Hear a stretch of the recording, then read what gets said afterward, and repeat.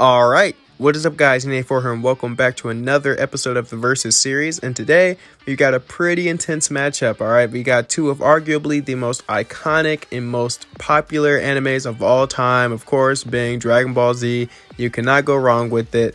Going up against some stiff competition with Naruto. We're going to be looking at all the shows, all the media, and comparing the two to see which one is the best in different categories. In our first category of the day, we're going to be talking about round one, animation. Now look, with anime, there are certain things that has to be spot on, all right? So in my opinion, you have to have good voice acting. You have to have a compelling story to keep your fans invested. And the animation is definitely crucial. It's something that, you know, when you're watching it, you want to look at it and be like, wow, that looks fantastic. Or like you're watching it and you really want to rewatch it because you're like just stunned by how good it looks. It's visually pleasing. So I would like to think that Dragon Ball has done a good job experimenting. So like how the OG Dragon Ball is going to look completely different from Dragon Ball GT, and GT is going to look completely different from how Dragon Ball Superhero looks. So we've seen them experiment, and I believe with the right amount of budgeting and the right amount of time, Dragon Ball has shown to do some really impressive things. But we're looking at all the media, and they have had some downsides as well, being, you know, like pretty much the first half of Dragon Ball Super. But I'm not going to be one of those people to make fun of the animators and stuff like that because, you know, I get budgeting and, you know, time constraints is really what made this look so bad. But even this horrible animation is probably 10 times better than what I could do. So I'm not going to be one of those people to make fun of it. But yeah, unfortunately, this does bring it down just a tad. We've seen some highs, but we definitely have some lows.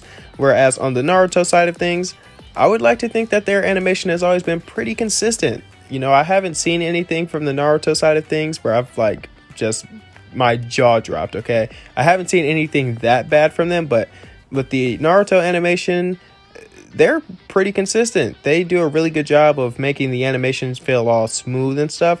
And, you know, their movements, they're very slick. So I really do like that. I love the Dragon Ball animation just as much as the next guy, but unfortunately, like I said, Dragon Ball Super definitely brings it down a tad just because the beginning of the show was like really rough, and it was just kind of hard to look at, you know. Like I said, I get it, time constraints and budgeting played a factor into it, and it's not their fault, but, you know, it's in the history books, it's gonna be on the internet forever, and yeah, it's just not a good look. So in my opinion, I gotta give this one to Naruto. Their animation has just always been so sleek. It's always been very consistent. So yeah, 1-0 in favor of Naruto. But we're just getting started. So going into round two, we have the movies. And in my humble opinion, this category really isn't close, all right? I'm just gonna say it. The Dragon Ball movies just simply hit different, all right? And I know we have Dragon Ball Evolution, and a lot of people don't like Bio Broly, but I'm willing to look past those, okay? I'm willing to look past those because we have things like Fusion Reborn and Wrath of the Dragon, you know, stuff like that. And it's just a good time. And whenever I put on a Dragon Ball movie, I can never just watch one, okay? I always have to watch multiple of them. And the thing is, they shouldn't work, right? Because given the timeline-wise, when some of these movies were released while the show was running, a lot of them don't fit into the timeline, so they really don't make sense. So that's why they're non-canon. But, you know, they work. Even some of these characters are just complete ripoffs of characters that were already in the show. So Cooler is literally just Frieza, Bojack is literally Cell, Turles is Vegeta, and Janemba is literally just Kid Buu. But it works. These characters are iconic, they're memorable, and it works, you know. And I don't know how they managed to pull it off, but they did.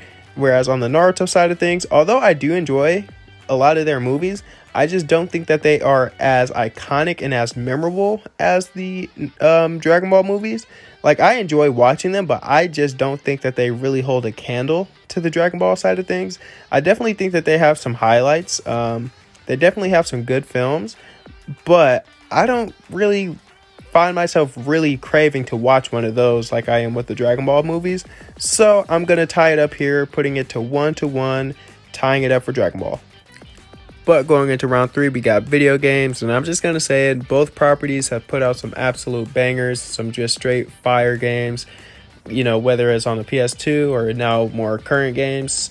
And I'd say that this category, it just comes down to more personal preference. Like, which games did you put more time into? Which ones did you have more fun playing as a kid? And, people still play some of these games competitively. So, it has a very special place for a lot of people.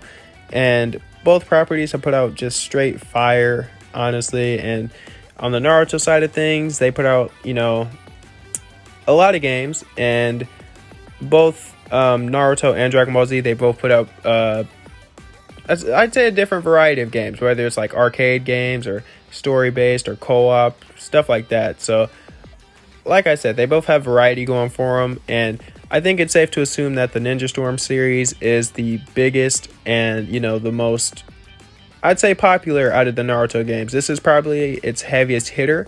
I'd say that a lot of people should agree with that. Some people might disagree, but in terms of just sales and popularity, the Ninja Storm series is its best one. That's the one that, most of the people talk about. So I'd say that's probably its main one going for it. Whereas on the Dragon Ball side of things, they have just different franchises, if that makes sense. Because they have the iconic Budokai Tenkaichi series, the Raging Blast series, and, they got just straight fire. Like, just the OG Budokai, and now Dragon Ball Fighters going for it too. Like, it's just a good time. I'd say that they just have more iconic games on their side. Like I said, the Ninja Storm series is really good. Each one is better than the last. But with Dragon Ball, oh my god, it's just a good time. All these games, they're just so fun to play.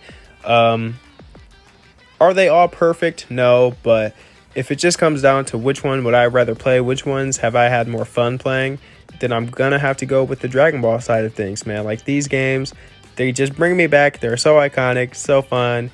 Dragon Ball Fighters, an amazing game. Dragon Ball The Breakers, they're still putting out games, still putting out, stuff through the like apps and stuff like that. I don't play them that much, but they're still trying. So in my opinion, I think Dragon Ball just has more variety, more fun to it. So I feel like I have to go with them, honestly. Like, Ninja Storm is no slouch, but just the sheer amount of variety that the Dragon Ball games have, and just how much time I've put into grinding most of them, like, I just have to go with this one. So I got it 2-1 in favor of Dragon Ball Z. And going into round 4, we have the characters, which is very, very important. Okay, whether it's your main character, your villains, your side cast, the supporting cast, stuff like that.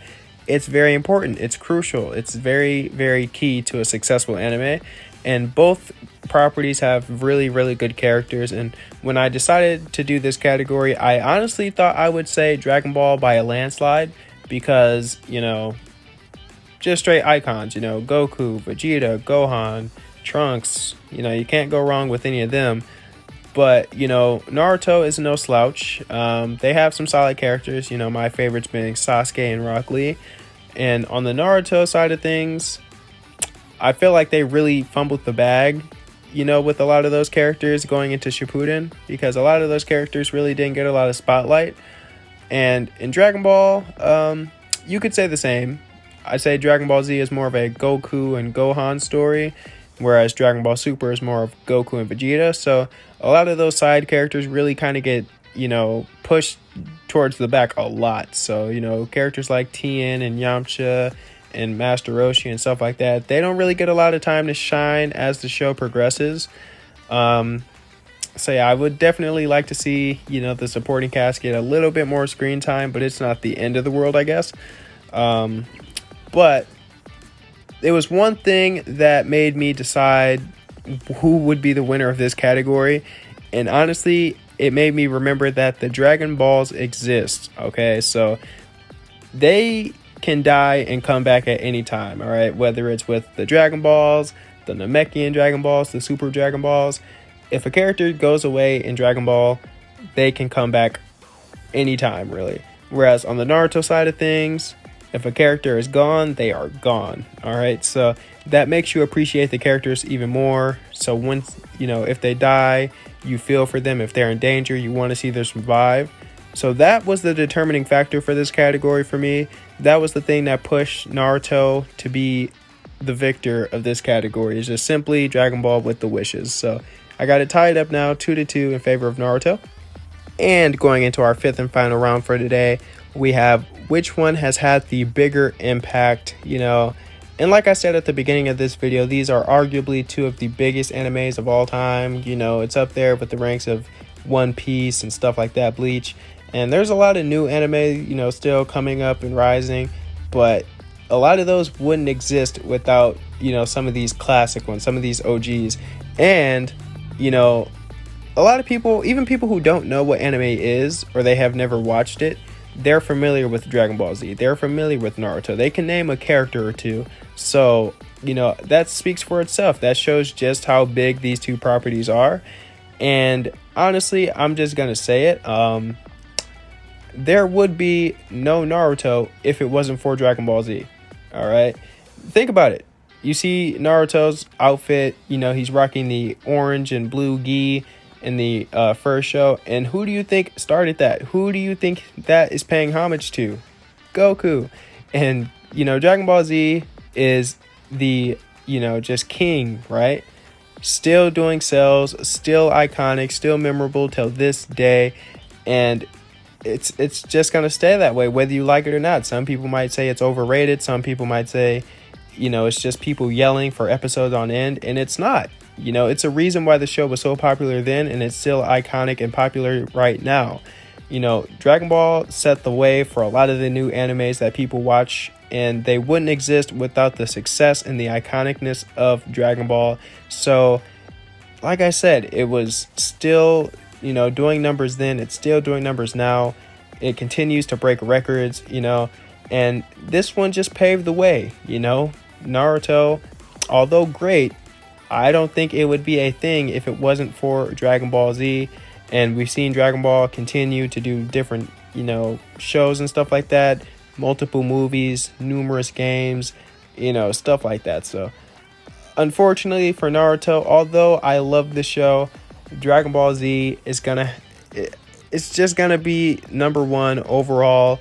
It takes the cake. I love both properties, but Dragon Ball, it set the the foundation pretty much. So Dragon Ball is gonna have to take this one. All right, I got it 3-2 in favor of Dragon Ball Z being our winner for today.